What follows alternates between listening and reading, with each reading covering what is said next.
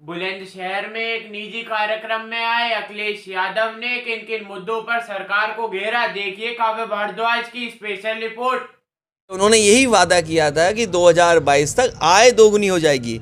आज गन्ना किसान का भुगतान नहीं हो पा रहा है, चीनी मिलों का अभी बकाया है, किसानों को देना है पैसा।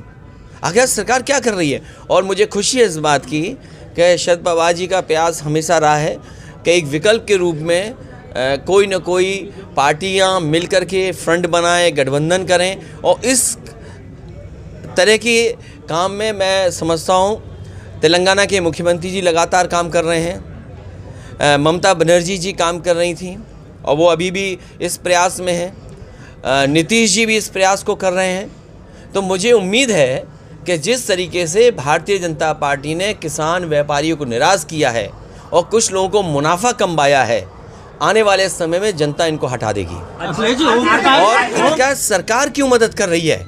मुझे याद है उत्तर प्रदेश में सरकारी कर्मचारियों का, बिजली विभाग के लोगों का प्रोविडेंट फंड का पैसा DHFL में इन्वेस्ट किया गया था। DHFL नुकसान उठा गई, कंपनी फेल हो गई। उस समय जिन अधिकारियों ने फैसला लिया उनको जेल भेज दिया गया। मैं ये जानना चाहता हूँ बीजेपी के लोगों से, सरकार से, कि जनता जानना चाहती है कि अगर DHFL में पैसा लगाने पर उस समय के अधिकारी जेल जा सकते हैं, तो LIC और SBI का पैसा जिस कंपनी में लगा है उनके बड़े अधिकारी कब जेल जाएंगे? आप ED, CBI, इनकम टैक्स लिए घूमते हो।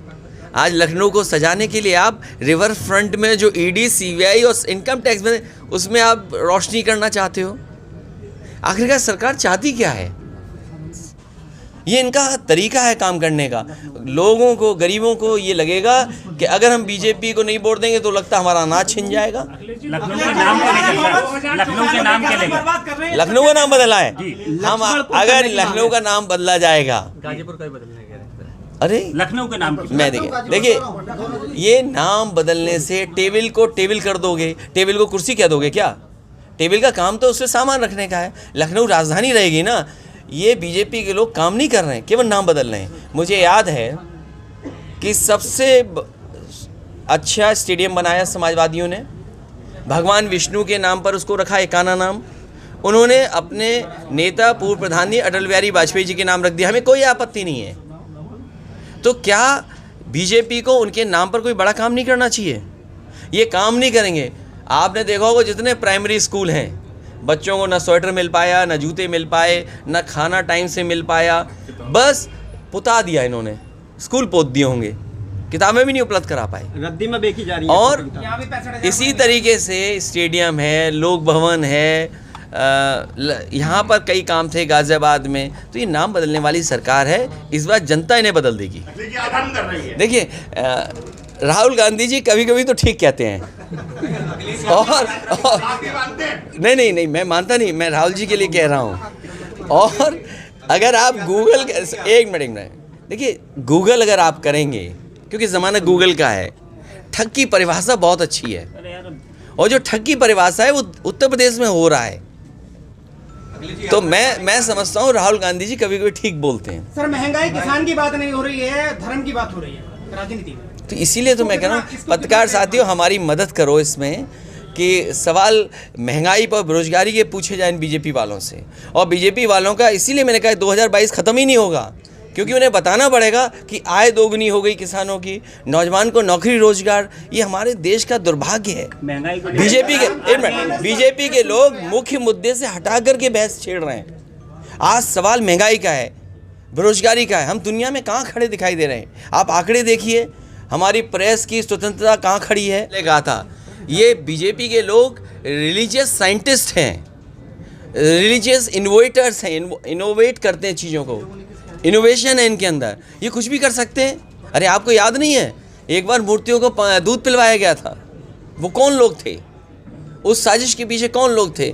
बीजेपी कुछ भी कह सकती है, कुछ भी कर सकती है। उनके नेता कुछ भी कहलवा करके आगे बढ़ते। टारगेट फिक्स कर रही हो कि इतना उनको MOU हो रहा है या इन्वेस्टमेंट आने के MOU हो रहे हैं, वो शिक्षा के क्षेत्र में 2 करोड़ रुपए का प्रचार कर रहे हो, इससे ज़्यादा दुर्भाग्य और निराशाजनक कुछ नहीं हो सकता। ये बीजेपी के लोग बताएं कि पहले जो MOU हुए थे वो कितने ज़मीन पर उतरे। डिफेंस एक्सपो के बहाने जो आपने बुंदेलखंड में मिसाइल बनाने की बात कही, बम बनाने की बात कही, वो कितना ज़मीन पर उतरा है। सवाल आज ये है कि बेरोज़गारी कम होगी कि नहीं होगी। आप इन्वेस्टमेंट कितना भी ले आएँ, लेकिन अगर रोज़गार नहीं मिलेंगे, बेरोज़गारी नहीं ख़त्म होगी, नौकरी नहीं मिलेगी, तो ये इन्वेस्टमेंट किसके लिए है। और फिर महंगाई लगातार बढ़ती चली जा रही है। जब अमूल कीमत बढ़ाएगा, अमूल का आज बाज़ार बड़ा है, और अमूल का दूध का या उनके अन्य प्रोडक्टों की कीमत बढ़ने का मतलब ये है कि जितने भी बाज़ार में दूध दही के प्रोडक्ट हैं उन सब की कीमत बढ़ जाएगी। अमूल ने बढ़ाया, पराग ने बढ़ा दिया।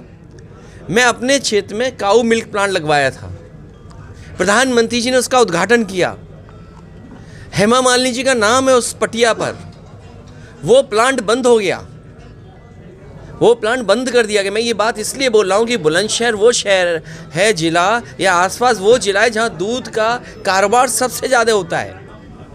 मुझे याद है नेताजी के साथ में एक कार्यक्रम में शादी में शामिल होने आया था। उस समय मैं पढ़ाई कर रहा था, नेताजी डिफेंस मिनिस्टर थे, इसी ज़िले में आए थे शादी में। आज दोबारा मैं शादी में आया हूँ और दूध का काम इस ज़िले में बहुत है। तो सोचो, अगर अमूल ने कीमत 3 रुपये बढ़ाई तो क्या मुनाफा गाय और भैंस रखने वालों को हो रहा है कि कंपनी को मुनाफा हो रहा है। ये बीजेपी किसान को मुनाफा, आय दोगुनी नहीं चाहेगी, ये कुछ लोगों को मुनाफा ज़्यादा। Please like, share, subscribe and don't forget to press the bell icon.